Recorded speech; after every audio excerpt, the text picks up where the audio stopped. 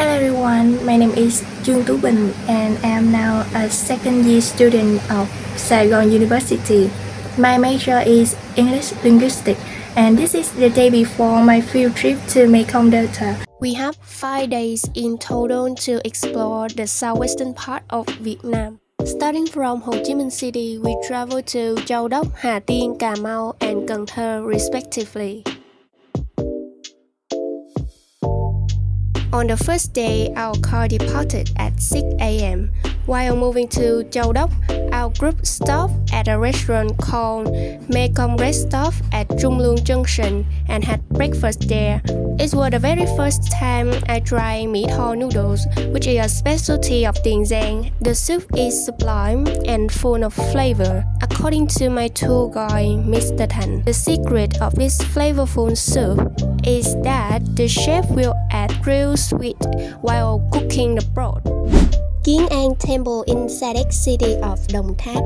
This place is a work of Chinese people in Fujian province of China who settled in Sa Đéc City. It was built in 1924 and finished 3 years later. Moving on to the next destination, now we are at Kiến An Cung, which is also called Wat Temple.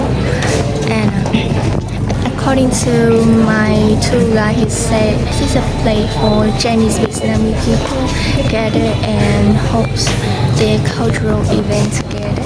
So it's just not only a place for worshipping but also includes other activities of Chinese Vietnamese people. Kiến An Temple was recognized as a historical and cultural relic in 1990. Huỳnh Thủy Lê Ancient House is also a very popular destination in Đồng Tháp. It was built in 1895 by Mr. Huỳnh Cẩm Thuận, who is Huỳnh Thủy Lê's father. This place is very famous for the love story of Huỳnh Thủy Lê and a French woman Marguerite Duras. After Huỳnh family disapproved of Mr. Le's relationship with the French woman Duras due to their wealth disparity, Duras then returned to France and started her writing career. A film named The Lover, based on her novel, was filmed here and other places in Đồng Tháp. As you can see, like the structure of the house is a combination of French and Chinese Vietnamese. And it also considered as a city level monument. The Lady Temple in Châu Đốc. So I'm now here at the Lady Temple, which is Miếu Bà Chúa Xứ in Châu Đốc. This is one of the biggest temple in Vietnam, and also it will invested a lot of money. And this place has a very unique structure, which is a combination of 3 different cultures of Vietnamese, Chinese, and Khmer people. As you can see, it's very crowded. Every year, a lot of people come here to pray for their wishes of wealth, health, and so on, because they believe that the lady is very sacred and also will fulfill their wishes. If you visit here, don't forget to get your lucky red envelope. I am here at Thoại Ngọc Hầu Mausoleum. Only in a few meters away we came to Thoại Ngọc Hầu Mausoleum, the quiet resting place of Thoại Ngọc Hầu, a man who gave his entire life to the protection of his homeland. And then on the last destination, we decided to visit Tây An Temple. On the next day, moving from Châu Đốc to Hà Tiên, we visited this special place.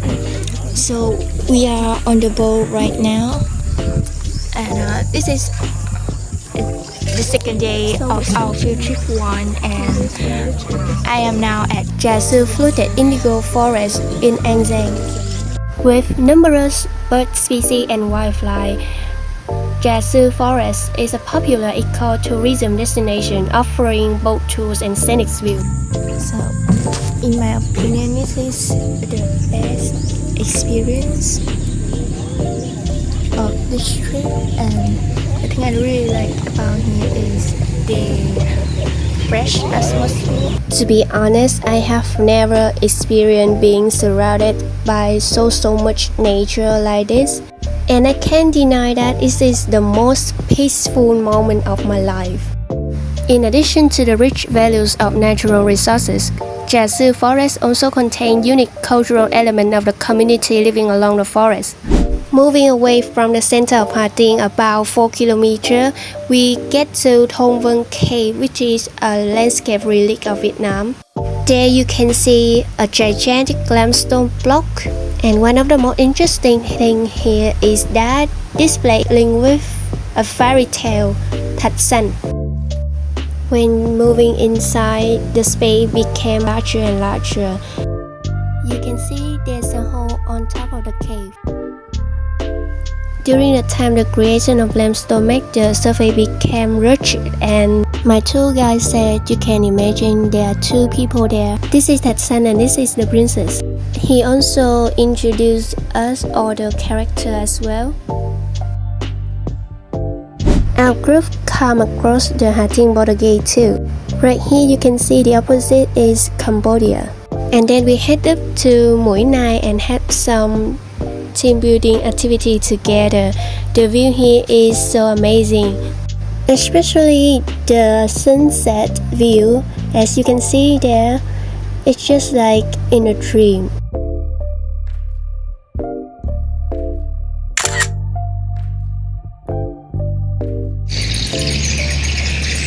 We just arrived at Mạc Tử Mausoleum, so let's go explore.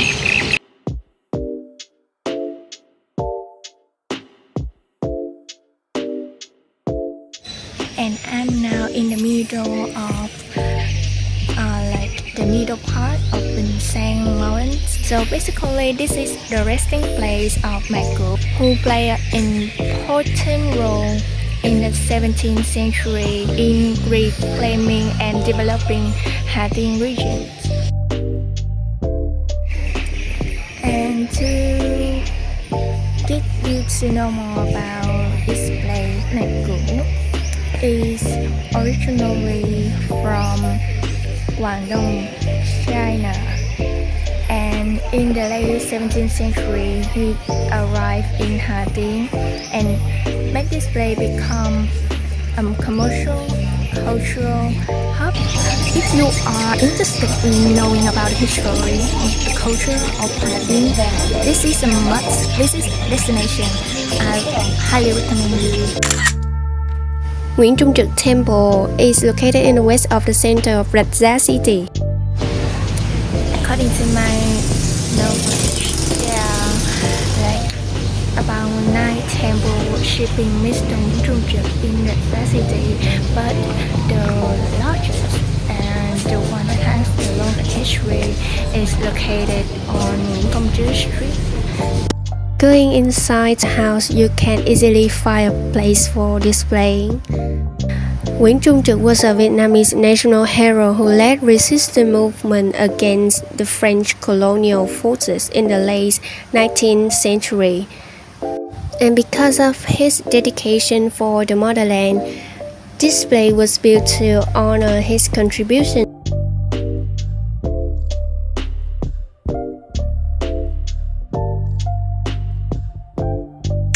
We arrived in Cà Mau on the 4th day of the trip. So I am now here at Cà Mau National Park in the Khmer, Cà Mau province of Vietnam. This is also called as the southernmost point of Vietnam.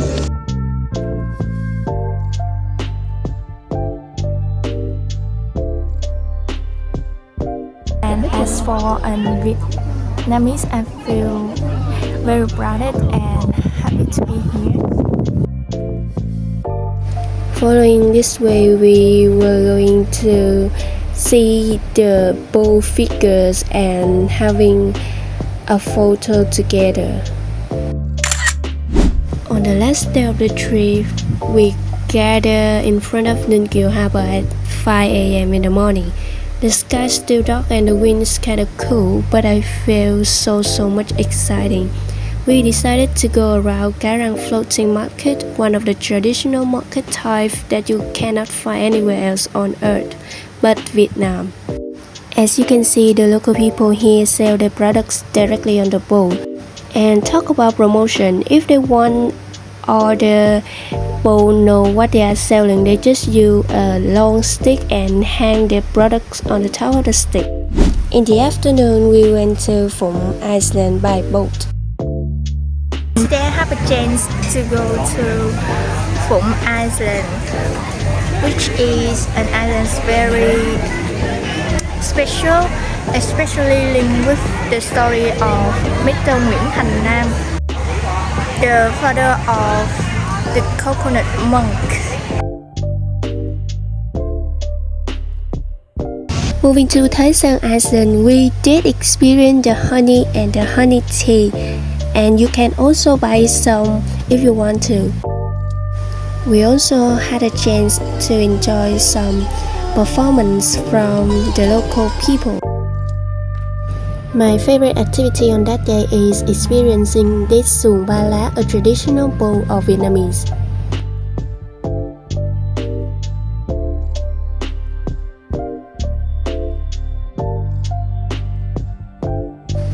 My field trip ended in the blink of an eye, leaving me with a flood of unforgettable moments. It's hard to let it go, but I've come away with a profound appreciation for the valuable landscape of our country possesses, and I'm so confident in the future of Vietnam's tourism.